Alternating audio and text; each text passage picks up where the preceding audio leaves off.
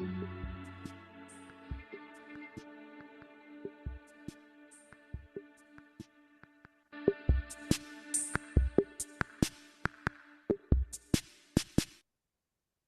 right, folks, welcome to 𝗬𝗏𝑆corner.tv. I'm joined with Dr. Jan Halper, part of the DOD task force.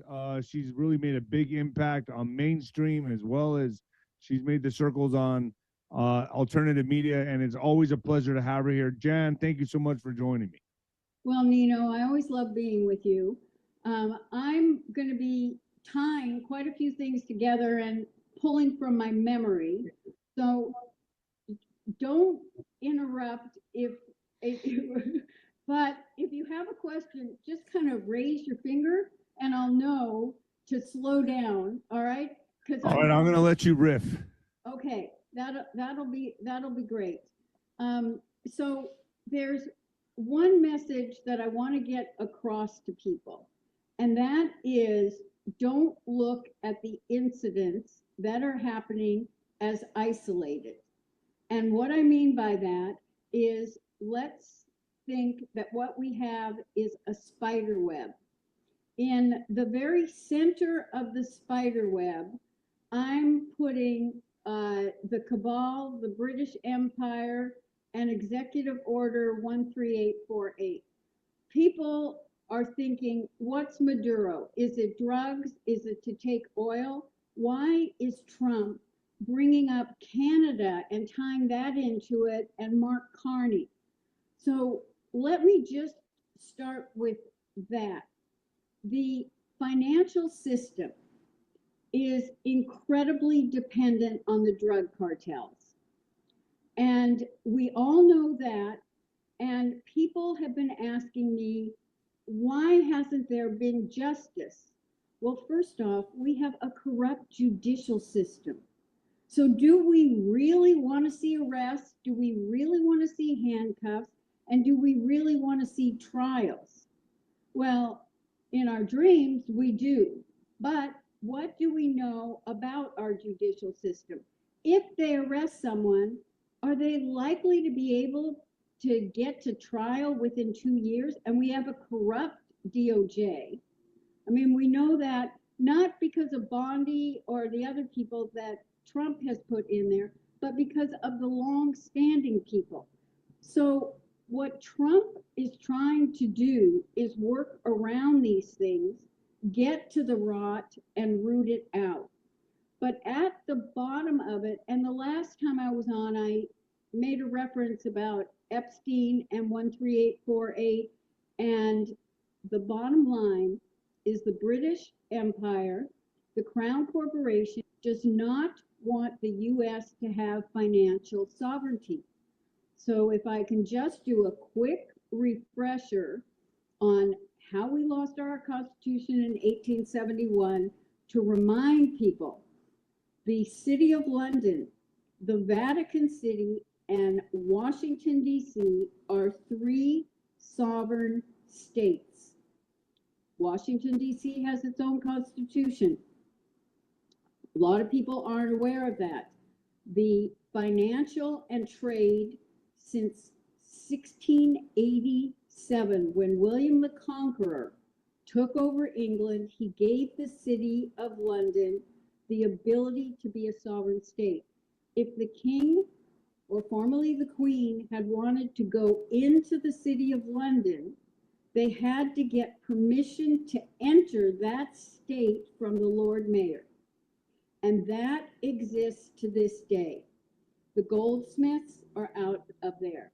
So they have been controlling our central banks. What happened was, after James II, when the cabal, the Crown Corporation, the City of London, it's all the same, were upset with how much money the monarchies in Europe were wasting money, they went to Pope Innocent XIV, who was a member of the most powerful Italian banking family, who gave them a loan to then get William of Orange, a Dutchman, to put together an army of 20,000 people and take over the monarchy in England, and William of Orange became King William, whatever number after him after that.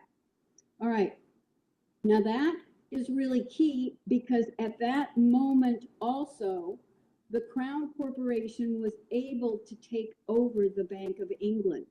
So the monarchy, the British Parliament, they have no say over the Bank of England. And then all the central banks are centered out of the Bank of England. Who was the former head of the Bank of England before he became Prime Minister of Canada? Mark Carney. When we talk about John Bolton having been a pawn of the Crown Corporation, well, Mark Carney is I don't know if he's Canadian. I don't think he's British. I don't know what his real nationality is, but he's the other major player, the major player. I don't know if he's a knight on the chessboard. I don't know if he's a rook, but he is one of those major players. And so by going in and taking Maduro out, now people ask, yeah, but they're talking about the judicial system being so corrupt. Why is he in New York? All right. For anyone thinks that this was a violation of international law, it wasn't. There was a federal warrant for the arrest of Maduro and his wife. As CIC, Commander-in-Chief, he had the power to enact on that federal warrant. The federal warrant was issued out of the Southern District. Therefore, Maduro was brought into New York, and that's where he is being jailed right now. All I can say is watch that space, because there will be other tentacles, other weavings from this spider web that will give us further clues about what's going to happen. People are saying, oh, is it for us to take over the oil? Who knows? I mean, Venezuela has more oil than the Middle East. Okay, fine. We can look at that. But is it something to do with the 2020 election? Because Trump has been talking more and more about the 2020 election. So now what do we have? We have 13848, the executive order. I mean, this was so brilliant of him. He put it together in 2017 that any entity, any person that interfered domestically, or if they were foreign, with our elections, we had a right to seize and sanction. And so that is one of the moves on the chessboard here. We are getting closer and closer to pulling the people in who are the rot, but also who can give us the kind of information that we need, or for Trump to be able to expose things. Now, the financial community is incredibly dependent on the drug cartels. So bombing those boats, sending our military in, I don't know how many people are aware, but I've been told it was only about 20 soldiers that went in, but drones, massive drones that knocked out all of their systems. So we were waiting for that to happen with our broadcast system. Well, they did it in Venezuela. And now Trump has also, by that action, put on notice Colombia and Cuba. Why have they come out and said, oh, this is horrible and, whatever, and an act of war? No. Now, here's the other thing about Trump, is that we know he doesn't want to get us into wars. Bolton gave an interview and said, if we don't go for a regime change, then this victory is hollow. That's how the neocons think. But yet, if you listen to Marco Rubio and you listen to Trump in a press conference, there's no desire right now to have a regime change. They're not pulling the Bush, Cheney, Rumsfeld, all of that stuff. No, what they're doing is they're putting people on notice. We don't know what is going to happen with the current regime in Venezuela. So again, that is something you need to look for, the optics, the clues that come out. But this is not a neocon effort. This was not a Gaddafi. This was not a Iraq. And the thing that I have just learned about Iraq, and when 9/11 happened, I was on a bus bringing my son home from school. I was in London, and he was only 6.5, and I didn't want TVs in the house. So we had to go to someone's house to watch everything that was going on. And one of the things that struck me then was how cool and calm Tony Blair was, how centered he was, how focused he was. And meanwhile, George W. really came across like a bumbling idiot. Because I think if whatever the conspiracy theories are to go with 9/11, it's more Rumsfeld and Cheney, and George W. was just kind of there to finish, to put the people in who worked for his father to finish some unfinished things for world order, not necessarily for what we care about. But it has come out that Tony Blair was the one that fed Bush the information of weapons of mass destruction because they wanted us in there for a war for the benefit of the cabal and the British Empire, not for our benefit. So that, again, I know I'm kind of repeating myself, but I really do want to repeat this. Don't take whatever you hear as gospel, take what you hear and try to connect it into that web, because that is what we are seeing. Trump has looked at the spokes of the web and he's figuring out which threads he can pull to create holes so that web will eventually collapse. Okay, I can take a break if you want to ask me any questions, but thank you. It's all in my mind, and I've been connecting these things, and I wanted to be able to get that out for your viewers. Well, a lot of things are coming to the surface right now. Trump is out there posting on the 2020 election like crazy on his Truth Social. You also know that he's going to war right now with the Federal Reserve. Jerome Powell is put on notice. So it's obvious that there's a lot of dominoes falling at once right now. Like, it's all happening. And Maduro is the key. And South America, you got the president of Colombia saying, come get me. You got 𝗬𝗂𝗂 worried now. I'm hearing she's maneuvering troops. And that they're also, they know the type of weaponry or technology, artillery that we have, that we could just take them out in a couple hours.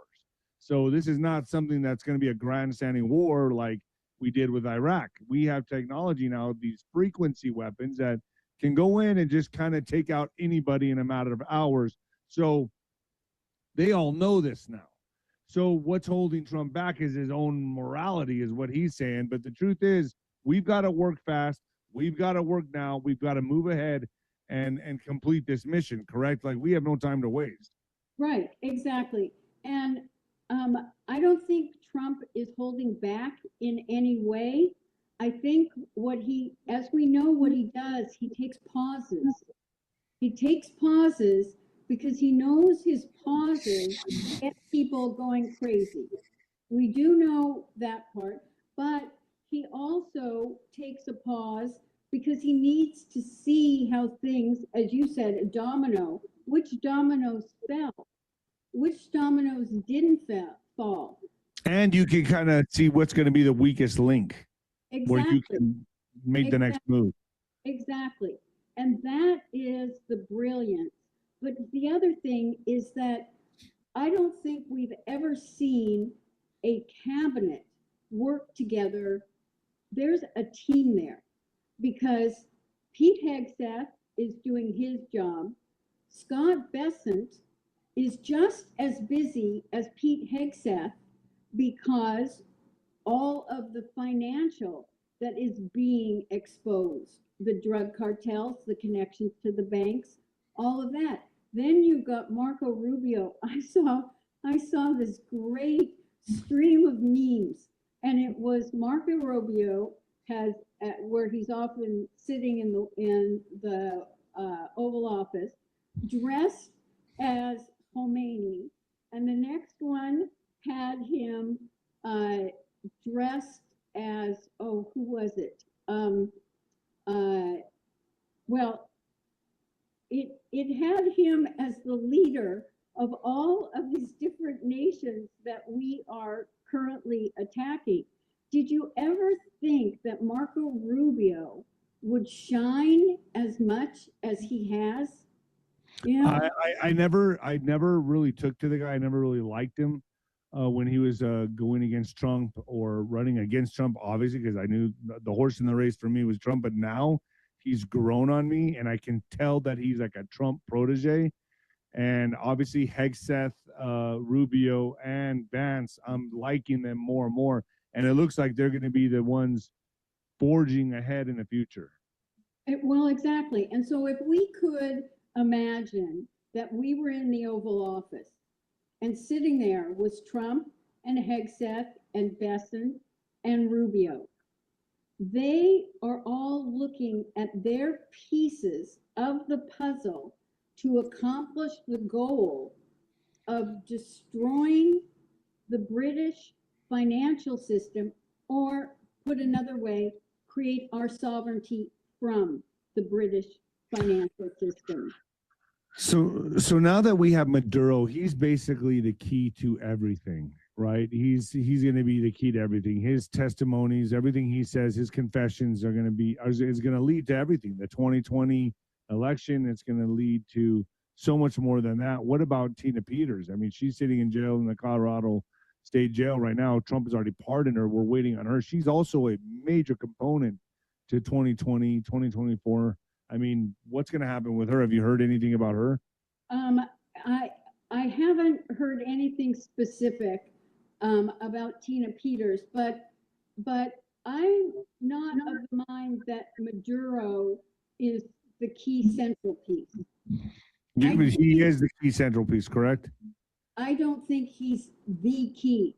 I think he is one of the keys that can identify the other keys to make this collapse.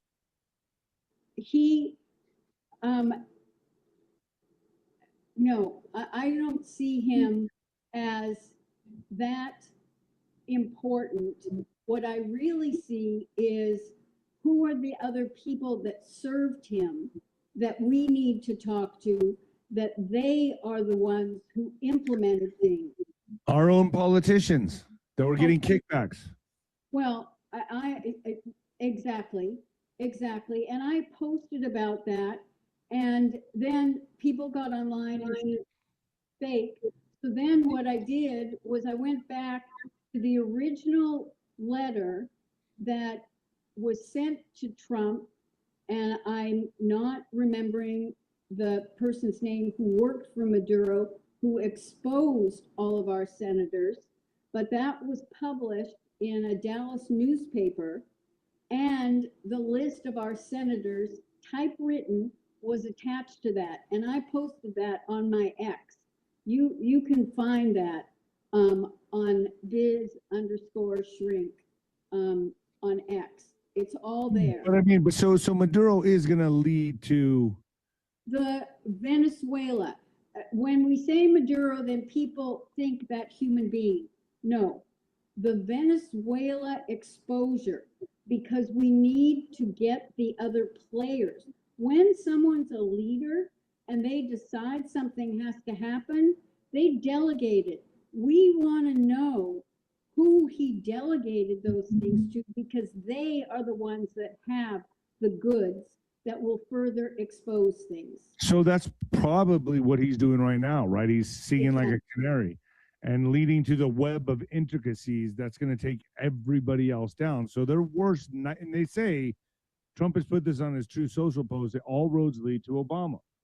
But they do. I don't think Maduro is necessarily singing like a canary. We cannot make assumptions like that. What we can assume is that by having him, we can identify the other players. That is why Trump talks about Mark Carney and Canada. What is the connection between Canada and Venezuela and our central banks?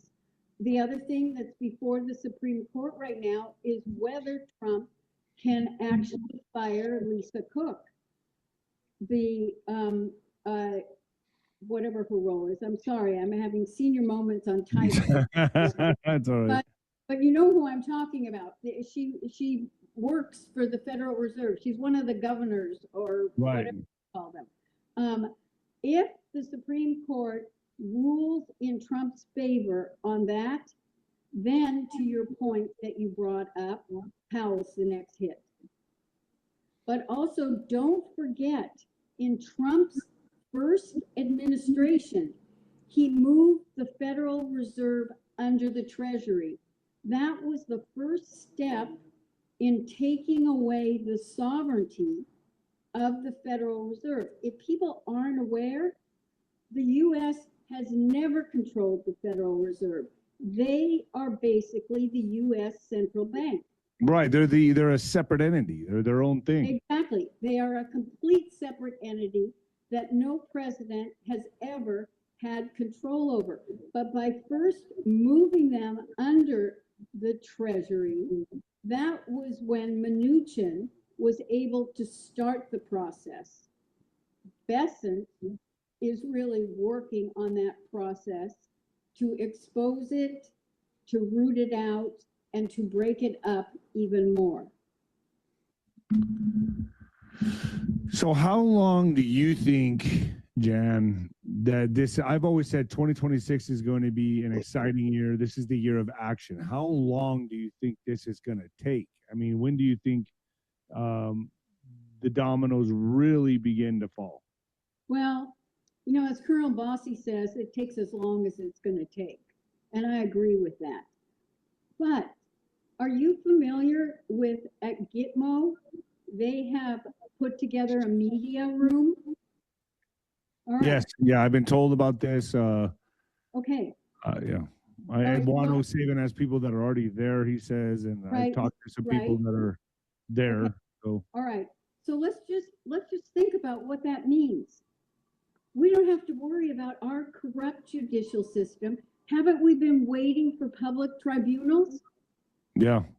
Right. So that's what's crazy to me. Like, is this going to be, I mean, we can't depend on the mainstream media to cover anything. So I know they're already getting independent journalists to go in there, right? Like, to cover this. They're getting other media sources to go in there that are trustworthy. Do you know about this? Yeah. Why do you think Catherine Herridge has been down there for so long? And again, optics and clues. How many times has she posted pictures of herself there? And we know what a credible journalist she is. Yeah. So we've got the signs that they are picking the right people to cover it. At the same time, if they've got a media room and the tribunal is going to go on, we don't need a talking head. We are going to be able to see it. And then will ABC, CBS, Fox, NBC, MS, whatever the MS Now or whatever they're called, will they decide that they're going to air it or not? Or be taken down. People won't even watch them anymore. When these other syndicates air this stuff, who's going to be watching CNN, Fox? They're going to their attention is going to go to immediately to these other syndicates. Well, And that'll be the death of the mainstream media. all right. What other syndicates, or will it just be broadcast over the internet? Probably over the internet. Just broadcast. Yeah. It Just, I mean, people will be own channel. The Gitmo News Network is what we are likely to see. That will be crazy. GNN, not CNN anymore. Oh my gosh, that's what's coming, huh? That's what it really. If we just look at those, Trump is saying, "I don't need you. I'm not playing your game anymore. I won't play with you. I will find another way to get it done." Beautiful. That's what is going on. Now, I would love if they called it the Gitmo News Network. I want GNN, not CNN. GNN. Oh boy, man. Well, GNN is coming to a computer screen near you. Oh, that's huge. Oh my gosh, this is going to be incredible. Yeah. Well, what else should we cover? Is that about it, Jan, for now? There's one other thing that I would like to bring up, and that is my concern about how clueless our politicians are. And I don't care about the On everything that's happening that we're talking about right now. On understanding where the people are.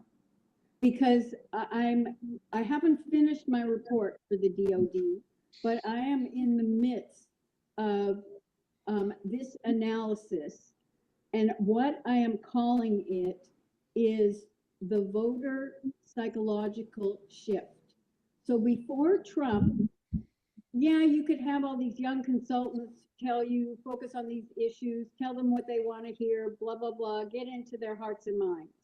What 2016 did was it said, or Trump said, I have a finger on the pulse of the people.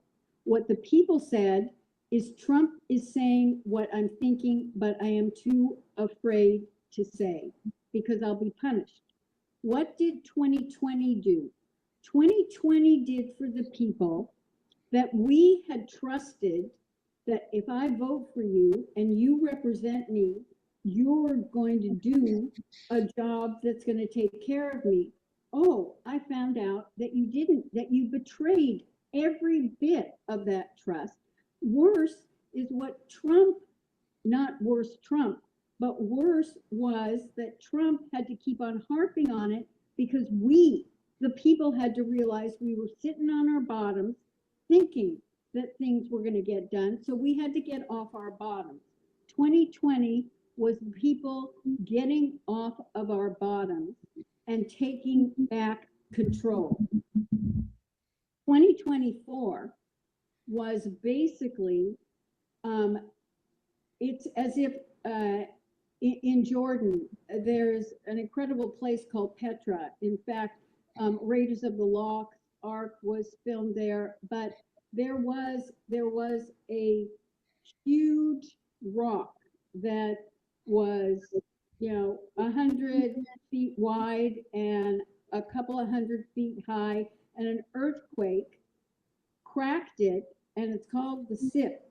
And once people could get through to it, they could discover Petra and all of these incredible, incredible buildings carved out of stone and everything else. What the 16 and 2020 did was it started the rumbling of the earthquake. But 2024 not only created that crack, it then allowed the keys to open the door to truth and reality. That is what has been happening since Trump came back for his second term. And it has hit people like a tsunami. For some, it's taken the mask off. For some, there was fog and there wasn't complete clarity, and that fog has lifted. And so there is an awakeness amongst the people that is greater than it has ever been before. If we were to have an election today, nearly 80 million voted for Trump in November 2024. I would say it would be 90 to 100 million or more. I agree with that. So our politicians are so clueless, while they still think it's ideology that they need to throw their peacock feathers around and look good. That is not what it is. They're disconnected. They're not in touch with the reality at all. Let me give you an example of how stupid they are. Well, let me just go through my thought process. So the House passed a bill, no rogue judges. This was when all the judicial were going nuts. All right, so they pass it. They call it no rogue judges. My first reaction was, what a stupid name. If that's going to the Senate, what Democrat would ever vote for it? Okay, I've learned to think beyond just what a stupid name, and then to ask, what's really going on here? Oh, was this the way for the House GOP to not really have to deal with it, but look like they voted it, knowing that the bill would never pass, and they can take credit for doing it, and it fails in the Senate? So I'm not willing to fully accept that. So I started looking at different polls. The question was to the Democrats and the Republicans, do you want an impartial judicial system? 94% of the Democrats said yes, 92% of the Republicans. The next question was, do you believe we currently have an impartial judicial system? 14% of the Democrats said yes, 12% of the Republicans said yes. All right, so we've got awareness. We've got not partisan, we've got bipartisan awareness that if our politicians had been smart enough, they could have made an impact. Instead, what happened was the Supreme Court had to step in and do it. Now, when I was the global vice president of Republicans overseas, I can't tell you how many senators and congressmen would come through, and we would host them. I would always ask them this one question: why?